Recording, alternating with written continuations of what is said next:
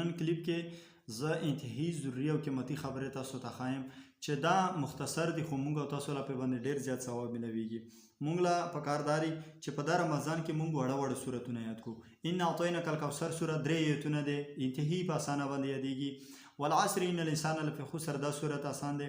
دا شانته مثلا لیلاف قریش رایت الذی وسرایت الذی یکذب بالدین دا سورت مشکل دی، مثلا وګد دی، نو مشران خلک یې نشي یادولی یا چې چا ډېر سبق نه ویلی، نو د هغو دپاره اسانه طریقه داره چې هغه سورتونه هغه آیتونه په قرآن کریم کې چې هغه لنډ دی آیات کې، لکه اوس یا ایها المزمل قم اللیل الا قلیلا، دومره آیتونه شول چې لمونځ دې پرې باندې کېږي. یا ایها المدثر قم فانذر وربک فکبر، یا ایتها النفس المطمئنه ارجعي الى ربک راضیه مرضیه فادخلي فی عبادی وادخلي جنتی.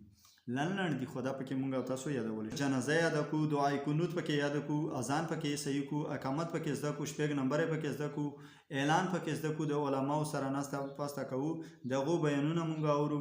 دا شانته چې کوم د مونږ بچي دي په کورونو کې، کوم زنانه دي، د هغوی اصلاح وکړو، د هغوی تربیت وکړو. دا اوس اسانه خبرې دي، خو چې کله دا سړی یاد کړي نو په دې خبرو د مونږ تېرېږي مکمل کال، مکمله زندگی.